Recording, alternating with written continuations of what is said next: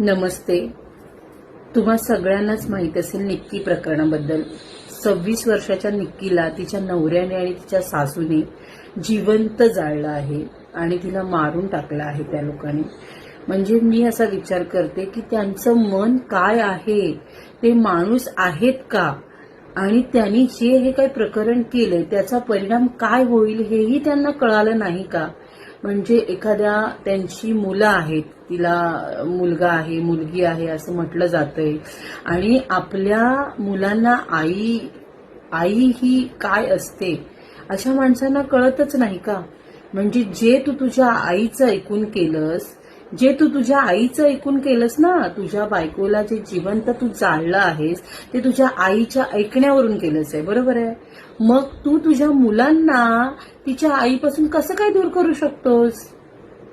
जे तुम्ही लोक असं म्हणता की आमची आई आमच्यासाठी सर्वस्व आहे, बरोबर ना. काही नवऱ्यांचं असं बोलणं असतं की आमची आई आमच्यासाठी सर्वस्व आहे, या आमच्या घरातले आमची भावंड आमची वडील हे आमच्यासाठी सर्वस्व आहे. मग त्या मुलांसाठी तिची आई सर्वस्व नाही आहे का. मग मूर्ख माणसा, जे हे तू केलंस आहे त्याची शिक्षा तर तुला हीच झाली पाहिजे. म्हणजे मी म्हणेन की या प्रकरणामध्ये आधी तर त्याच्या आईला जाळा, त्याच्या समोर त्याच्या आईला जाळा आणि मग त्याला जाळा.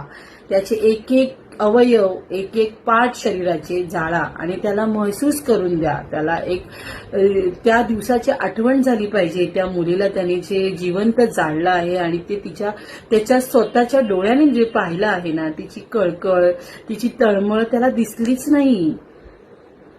असा नीच माणूस जो दुसऱ्याच्या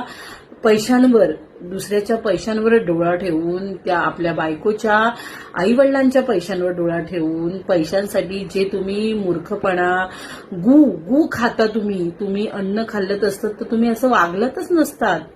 अशी नीच सासू सासरे असतात जे सुनांना सांगतात तुमच्याकडनी पैसे पाहिजे, तुम्ही पगार द्या आमच्या हातात, तुमच्या आईवडिलांकडनी पैसे घेऊन या. आणि जर ती नाही मागणी पूर्ण केली ना तर त्या सुनांना छळतात, घरात घेत नाही, घरात ठेवत नाही. आणि हे नीच असे त्यांची मुलं आहेत जी नीच, तेच त्यांच्या वळणावर त्यांच्या पायावर पाय टाकून पुढे चालतात, आपल्या बायकांना त्रास देतात, आपल्या मुलांना विचारत नाही, फक्त नीच आई वडिलांचं ऐकून. अशा कुत्र्यांना या जगात राहण्याची म्हणतात ना, ह्या जगात जग त्यांच्यासाठी नाहीये. कायदा एवढा मोठा झाला पाहिजे, कायदा एवढा स्ट्रॉंग झाला पाहिजे, अशा लोकांना जिवंत जाळण्यासाठी आहे ना परमिशन द्यायची. जर एखाद्या दुसऱ्याच्या मुलीच्या आयुष्याची बर्बादी करू शकता